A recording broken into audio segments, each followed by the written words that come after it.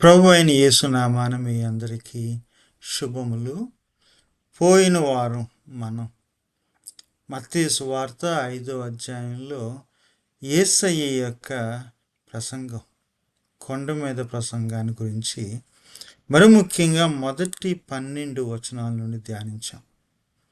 ధన్యులు ధన్యులు ధన్యులు అని 9 సార్లు. ధన్యులెవరు, ధన్యత అంటే ఏంటి అని ధ్యానించాం. ఈ వారం అదే అధ్యాయం, మత్తయి 5వ అధ్యాయము తరువాత 4 వచనాలు 13, 14, 15, 16. మత్తయి 5:13 నుండి 16 వచనాల నుండి ధ్యానిద్దాం. దయించి వీలైతే మీ బైబిల్ తీయండి, ఒకసారి చదవండి. బాగా తెలిసిన, బాగా పరిచితమైన వాక్యం, అంటే జాగ్రత్తగా వినాల్సిన వాక్యం. ఒకసారి మనం ఎప్పుడో ఎక్కడో విన్నవి మన్నే మనసుకు వస్తాయి, వాటిని పక్కన పెడదాం.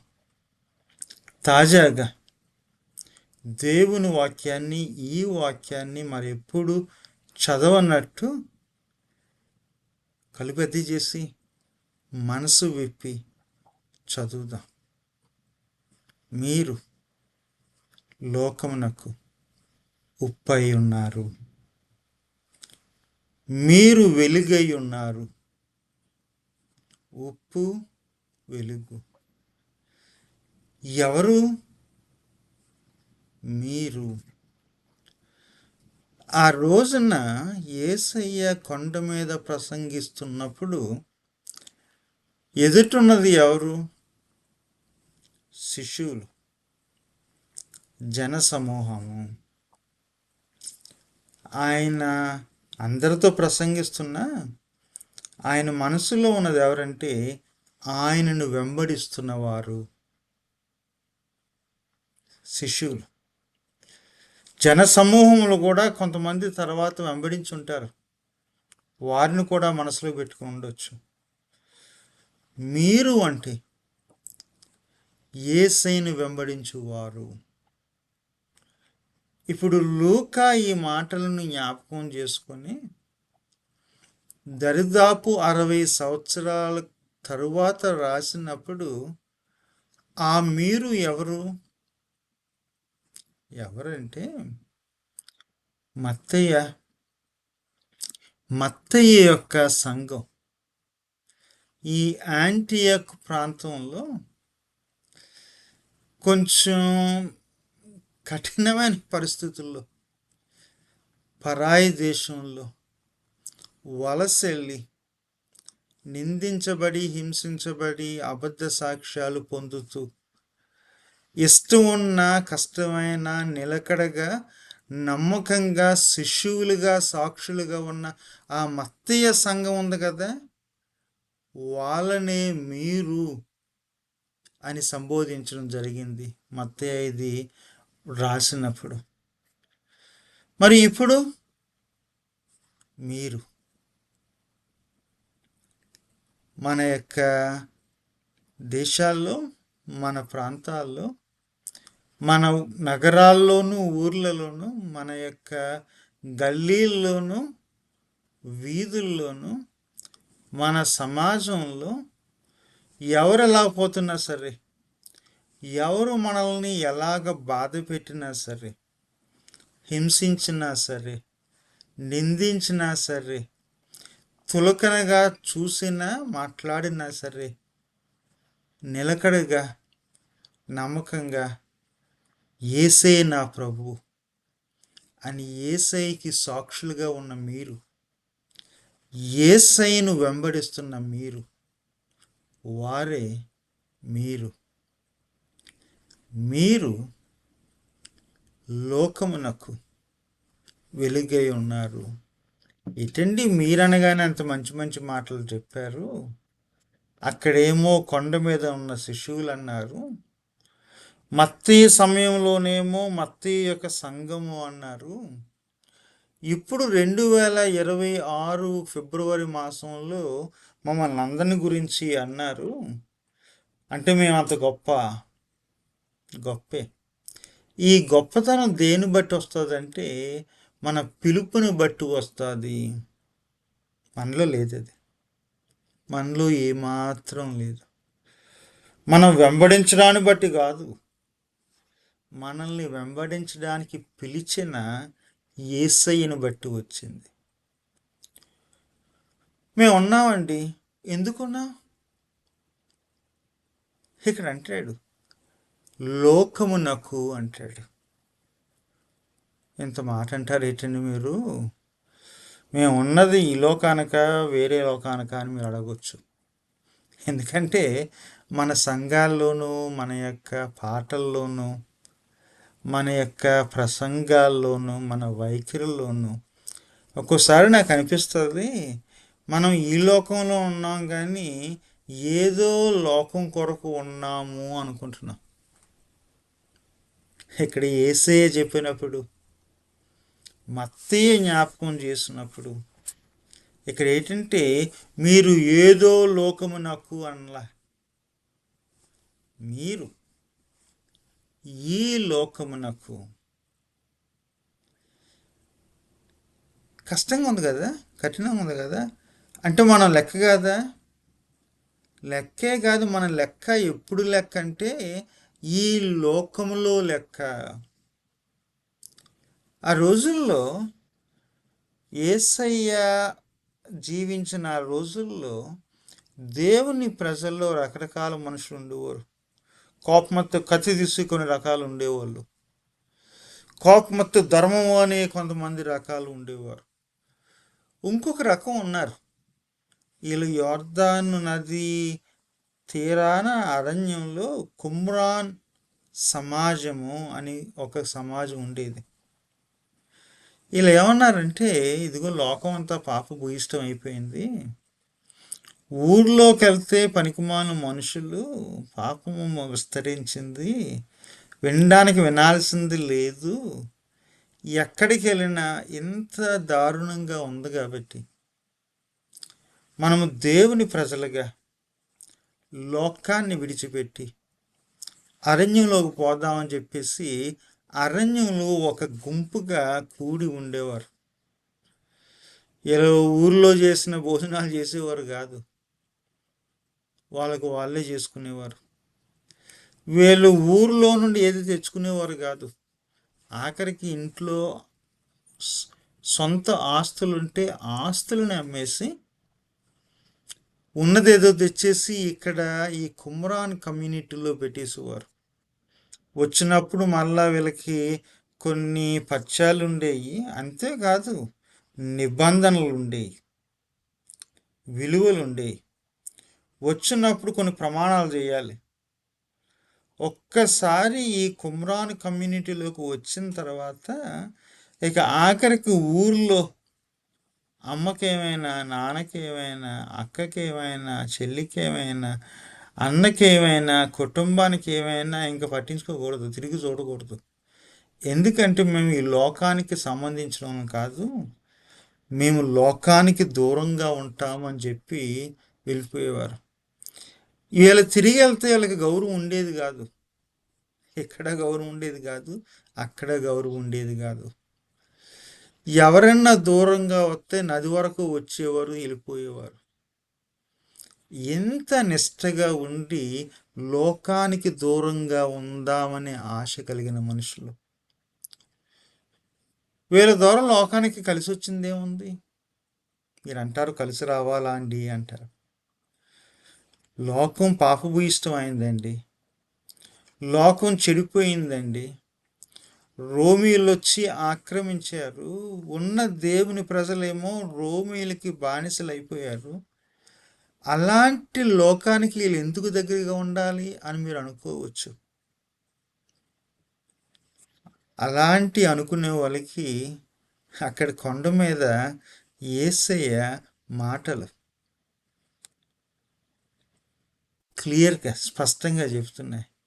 ఏంటంటే అడవుల్లో కాదు, అరణ్యంలో కాదు, ఊరవతల కాదు, లోకాన్ని కాదని కాదు, ఏదో లోకం కొరకని కాదు, ఈ లోకమునకు మనం పిలువబడింది ఈ లోకము కొరకు. మనము ఉంచబడింది ఈ లోకమందు. మనము ఉప్పై ఉంది, వెలుగై ఉంది ఈ లోకమునకు. ఈ మాట మీలో చాలామందికి ఇబ్బందిగా ఉంటుంది. ఏంటండి ఈ లోకం కొరకు బతకాలా అని. ఒక మాట చెప్తాను, మనం ఉన్నది ఈ లోకమందు. మనం ఉప్పై ఉన్నది, వెలుగై ఉన్నది ఈ లోకమునకు, ఇంక వేరే లోకాలు కాదు. ఇంకో రకం ఉన్నారండి, సదుకాయలు. అమ్ముడైపోయారు. దేవాలయము వాళ్ళ చేతిలోనే ఉంది. లోకంలో ఉన్నారు కదా, వచ్చేది లెక్కెట్టుకుంటున్నారు.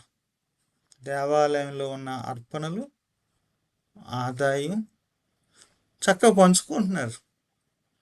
వీళ్ళకి ఇంకా వేరే వింత నమ్మకాలు ఏం లేవు.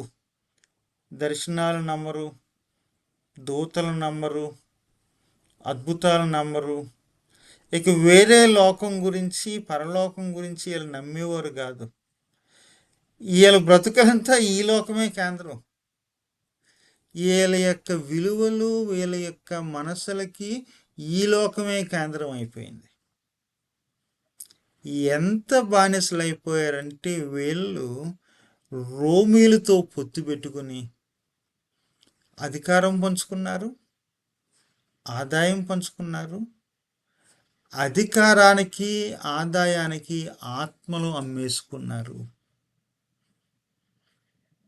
అలాంటి వాళ్ళు ఆ రోజు వచ్చారు లేదు కానీ, కొంతమంది ఆ కొండ మీద ప్రసంగం చేస్తున్నప్పుడు అలాంటి వాళ్ళ గురించి కొంతమంది వినే ఉంటారు.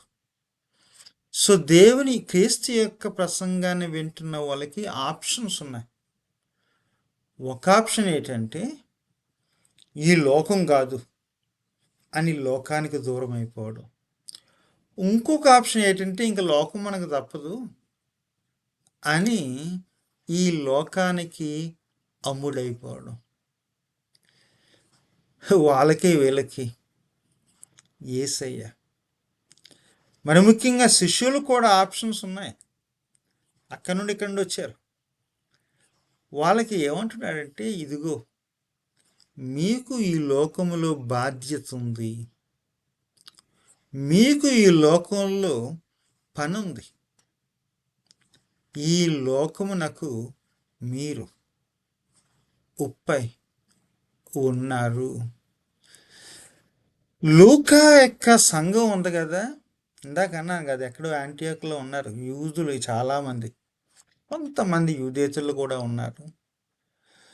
వీళ్ళు ఎక్కడి నుండి సొంత దేశాన్ని వదిలిపెట్టి ఏదో బ్రతుకు తెరువు కొరకు యాంటియోక్ సిరియా వైపు వెళ్ళిపోయారు. కొత్త ఊర్లో, కొత్త దేశంలో, కొత్త ప్రాంతంలో వీళ్ళని సొంతోళ్ళ చూసేవారు కాదు, పరాయోళ్ళలాగా చూసేవారు. కారణం వీళ్ళు ఎక్కడి నుండో వచ్చారు. వీళ్ళ అలవాట్లు వేర్లు, వీళ్ళ నమ్మకాలు వేర్లు. యెహోవాని నమ్మారు. ఇందులో కొంతమంది యేసయ్య శిష్యులు, యేసయ్యని వెంబడించే వాళ్ళు ఉన్నారు. ఈ సొంత ఊరు, తమ యొక్క ఊరుల్లో బయటోళ్ళేమో పరాయులుగా చూస్తే, సొంత యూదులు ఉన్నారు కదా, వీళ్ళు యేసయ్యని వెంబడిస్తున్నారని చెప్పి కొంచెం అనుమానాస్పదంగా చూసేవారు. వీళ్ళు మనవులేనా, సో వీళ్ళు ఎవరికి చెందని వాళ్ళు. దాని గురించే 12వ అధ్యాయంలో వీళ్ళ మీద నిందలు, హింసలు, అబద్ధ సాక్ష్యాలు చెప్పేవారు, తేలిగ్గా చూసేవారు. అలాంటి వాళ్ళకి ఈ లోకానికి చెందారు, ఈ లోకమునకు వెలుగై ఉన్నారు, ఈ లోకానికి ఉప్పై ఉన్నారు అంటే కొంచెం ఇబ్బంది. ఎందుకంటే వీళ్ళకి ఈ లోకంలో ఉండడం ఇష్టం లేదు, ఈ లోకంలో వీళ్ళకి గౌరవం లేదు, ఈ లోకంలో వీళ్ళకి చోటు లేదు. ఈ లోకంలో వీళ్ళకి ఎదురయ్యేది ఏంటంటే నింద, హింస, బాధ, అబద్ధ సాక్ష్యాలు, తక్కువగా చూడటం, అవమానం, మాటిమాటికి మాటలు పడడం. ఇలాంటి లోకమునకు ఎందుకు ఉప్పై ఉండాలి? ఎందుకు వెలుగై ఉండాలి అంటే మీకు జ్ఞాపకం వస్తుంది కదా, మనం ఉన్న చోట్లు సింగపూర్లో ఉన్న, ఇండియాలో ఉన్న, దుబాయ్లో ఉన్న, అమెరికాలో ఉన్న, మన యొక్క ఉన్న చోట్లు ఉన్నాయి కదా, మన యొక్క గల్లీలు, మన యొక్క ఊర్లు, మన యొక్క పేటలు, మన యొక్క వీధులు, అవి కూడా మనం అలాగే చూస్తున్నాయి కదా. ఆరాధించే హక్కు లేదు, గౌరవం లేదు. నువ్వు మా దేశస్తువు అని మనల్ని గౌరవించరు, నమ్మరు. అందుకే మనకు దొరికేదేంటి? నింద, హింస, మన మీద అబద్ధ సాక్ష్యాలు, చులకనగా మాట్లాడడం. అలాంటి లోకమునకు మీరు అంటారు, అంత తేలిగ్గా అంటున్నారు, అది సాధ్యమా? యేసయ్య ఈ లోకమునకేనా, ఇలాంటి లోకమునకేనా? మత్తయ్య గారు ఈ సిరియా అనే ఈ యొక్క దేశానికి, యాంటియోక్ అనే ఈ నగరానికైనా మేము ఉప్పుగాను వెలుగుగాను ఉండడం. వింటున్న మీరు కూడా అడగొచ్చు, మా ఊరికైనా, మన దేశానికైనా మనం ఉప్పుగా వెలుగుగా ఉండడము అని చెప్పేసి. అవునండి, కఠినమే కానీ ఈ మాట చెప్తున్నాను. అవును, మనం ఉన్నది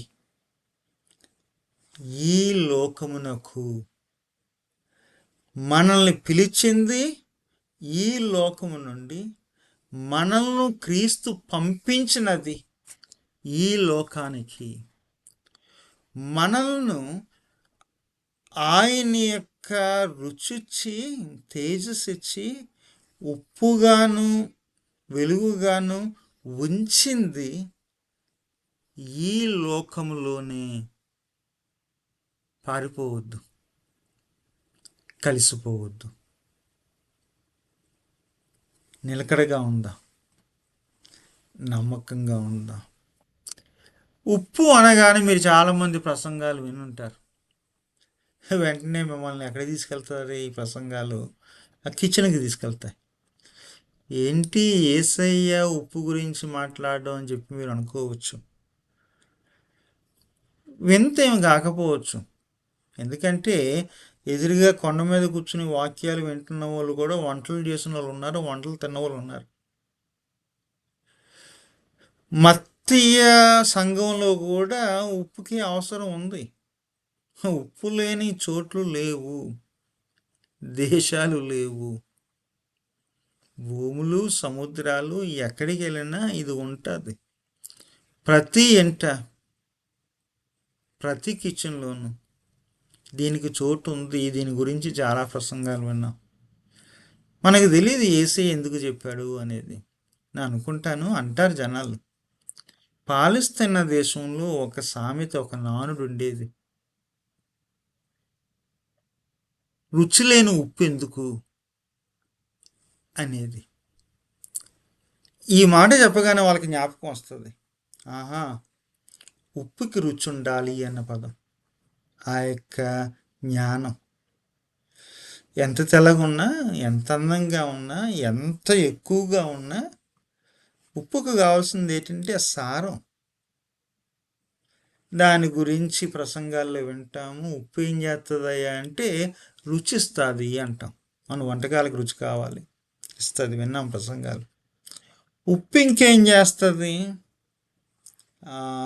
ఇది మనం ఏదైనా పచ్చళ్ళు చేసినప్పుడు కానీ, ఏదైనా ఊరబెట్టినప్పుడు కానీ, ఈ ఊరగాయలకి ఉప్పు వేసి ఆ యొక్క కాయల యొక్క, లేకపోతే ఆ యొక్క ఆహార పదార్థాల యొక్క ఏమంటారు, ప్రాణాన్ని మరి కొంతకాలం భద్రపరుస్తాం. ఆ రోజు తినాల్సిన చేప ఉప్పు పెడితే ఉప్పు చేప అవుతుంది, కొన్ని వారాలు కొన్ని నెలల తర్వాత తినొచ్చు. అంటే ఉన్న ఆహారానికి ప్రాణాన్ని నిలబెడుతుంది ఉప్పు అని చెప్పి. మా ఇంట్లో చిన్నప్పుడు జ్ఞాపకం ఉంది. మా ఇంటి నిండా కొబ్బరి చెట్లు ఉండేవి. మా నాన్నగారు ఏం చేసేవారంటే సంవత్సరంకి ఒకసారి తవ్వి దాని చుట్టూరు ఉప్పేసి నీళ్ళు వేసేవారు. అంటే ఆ ఉప్పు ఆ చెట్టుకి సారాన్ని ఇస్తుంది, ప్రాణాన్ని ఇస్తుంది అన్న నమ్మకంతో. ఇవన్నీ మనము చూచిన విషయాలు, విన్న విషయాలు. ఇక్కడ యేసయ్య ఉప్పు గురించే చెప్పడం లేదు, ఉప్పులోని సారం గురించి చెప్తున్నాడు. సారం లేకపోతే ఉప్పుకంటూ విలువ ఉంది, కానీ సారం లేని ఉప్పుకి విలువ లేదు. ఇక్కడ ప్రాముఖ్యం ఏంటంటే సారము. సారం లేకపోతే ఏమవుతుంది? అందులో ఉప్పు పోతే, ఉప్పుదనం పోతే ఏమవుతుంది? రోడ్డు మీద పడేస్తారు, వంటలు వేయరు, ఇంట్లో ఉంచరు, మనుషులు దొక్కుతారు. దానివల్ల లాభం ఏమీ లేదు. ఇక్కడ చెప్పేది ఏంటంటే ఉప్పు ప్రాముఖ్యం కాదు, ఉప్పులో ఉన్న సారం ప్రాముఖ్యము. ఈ సారం ఉంది కదా, ఆ సారము ఎవరికి పనికి రావాలి? ఆ వంటకి, ఆ ఆహారానికి పనికి రావాలి. ఉప్పై ఉన్న మనము ఎవరికి పనికి రావాలి? లోకానికి పనికి రావాలి. ఒకసారి అనుకుంటాము మనం మనకే పనికి రావాలి అనుకుంటాం, మనం మన కొరకే అనుకుంటాం, మనమే దేవుని యొక్క చిత్తంలో కేంద్రాలము అనుకుంటాము. దేవుని యొక్క విమోచన ప్రణాళికలో మనము విమోచించబడిన మనము, రక్షించబడిన మనము, మనమే కేంద్రాలు అనుకుంటాము. కాదు, మనము విమోచించబడింది, రక్షించబడింది, ఆత్మను పొందింది, పంపబడింది దేనికరకంటే ఈ లోకమునకు ఉప్పై ఉండడానికి. ఎలా? ఎందుకు? ఎలా అంటే సారంతో.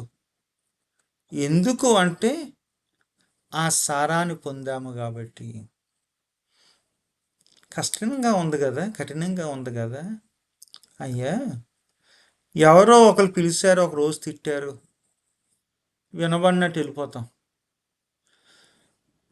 ఏదో ఆరాధన చేసుకుంటున్నాము, వచ్చి తరిమారు, బూతులు తిట్టారు, లేచి వెళ్ళిపోతాం. ఒక్కరోజు ఉప్పుగా ఉండగలము, ఒక్కరోజు ఆ సారాన్ని చూపించగలము, ఒక పూట.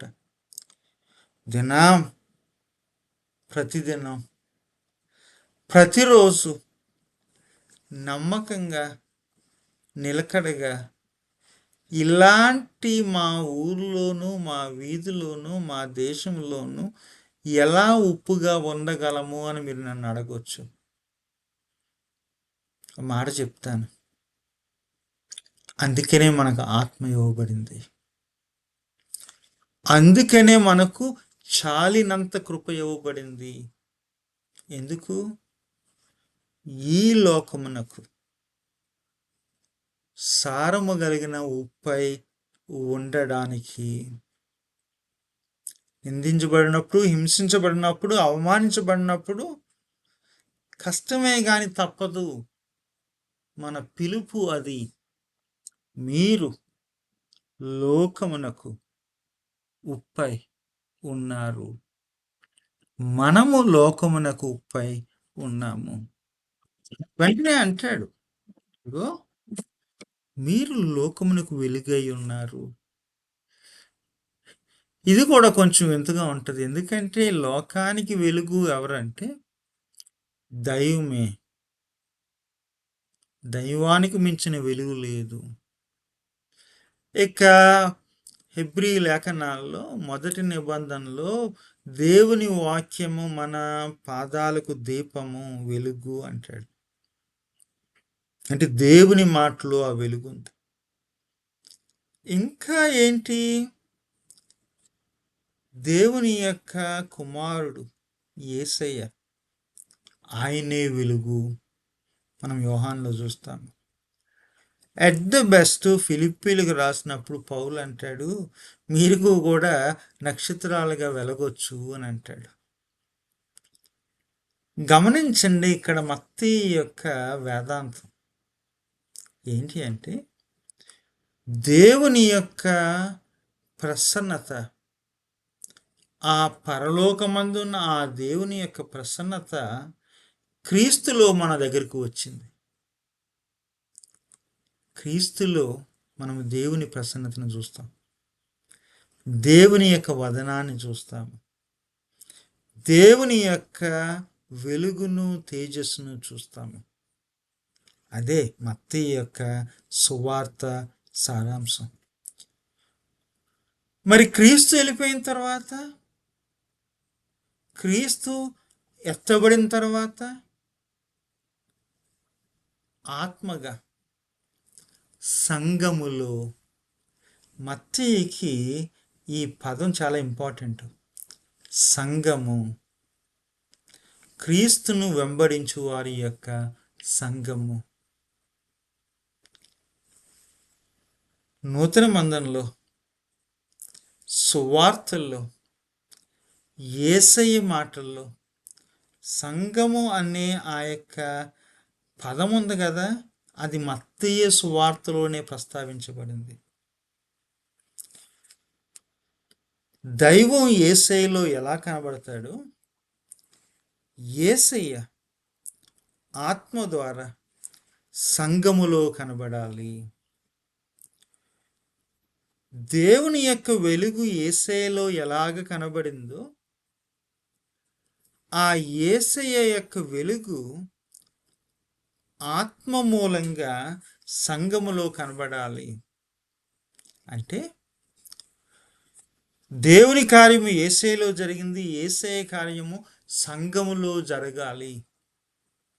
అదే సంఘము. మీలో చాలామందికి నవ్వుకుంటారు, ఏంటండి సంఘాలు ఎలా పాడైపోయినాయి, సంఘం గురించి మాట్లాడినప్పుడు ఇలా మాట్లాడుతున్నారు. దేవుని యొక్క తేజస్సు, వెలుగు, సన్నిధి, ప్రసన్నత, కృప క్రీస్తులో కనబడ్డాయి, కానీ క్రీస్తు యొక్క వెలుగు, తేజస్సు, సన్నిధి, కార్యం, ఆత్మ సంఘంలో ఎలా కనబడుతుంది అని మీరు అనుకోవచ్చు. కనబడేదే సంఘము. వింటున్నారు కదా, క్రీస్తు వెలుగు కనబడేదే సంఘము, క్రీస్తు యొక్క తేజస్సు కనబడేదే సంఘము, క్రీస్తు కార్యము జరిగేదే సంఘము, క్రీస్తు మహిమను చూపించేదే సంఘము. అంటే ఆత్మ ద్వారా ఆ వెలుగు మనకు ఇవ్వబడింది, ఆ తేజస్సు మనకు ఇవ్వబడింది. మరి ఏం జరుగుతుంది? కొంచెం కింద మంచం కింద పెడుతున్నాం, మనమే కొంచాలం మంచాలం అవుతున్నాము. సంఘములో వెలుగు ఉందండి, సంఘములో ఆత్మ ఉందండి, సంఘములో ఆ తేజస్సు ఉందండి. మనం ఏం చేస్తున్నాం? దాన్ని కొంచెం కిందో మంచం కిందో పెడుతున్నాము. మనమే కొంచాలుగా ఉన్నాం, మనమే మంచాలుగా ఉన్నాం. ఆ క్రీస్తు యొక్క వెలుగును లోకంలో కనబడడం లేదు. ఎలా? భయపడి లోకం నుండి వెళ్ళిపోయి, విసిగిపోయి లోకానికి దూరంగా ఉండిపోయి, లేదు రాజీపడి లోకానికి అమ్ముడైపోయి, మనలో ఉన్న వెలుగును మనము చూపించడం లేదు, చూడనివ్వడం లేదు. అదే మన పిలుపు. ఏంటి మన పిలుపు? ఆ వెలుగును చూపించడమే మన పిలుపు.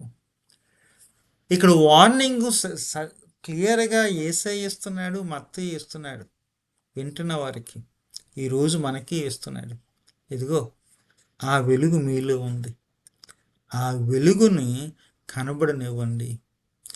కనబడితే అంటే ఉప్పుకి కాదు, వెలుగుకి కాదు, సంఘానికి కాదు, చూచిన వారు ఆయన తండ్రికి. యేసయ్య ఫేవరెట్ వర్డ్ అబ్బా, నాయన, నా తండ్రి.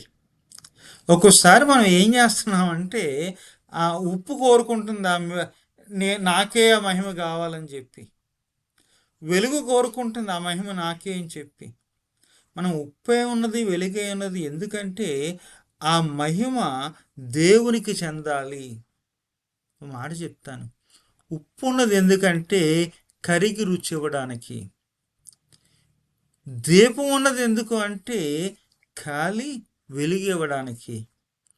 సంఘము ఉన్నది ఎందుకంటే కరగడానికి, కాలడానికి.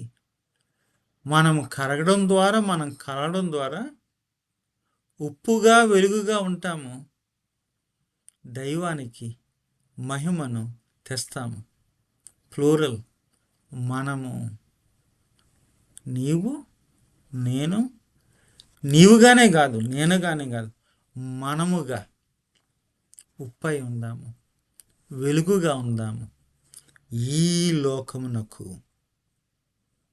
ఎందుకు? దైవానికి మహిమ కలగడానికి. ఉంటాను మరి.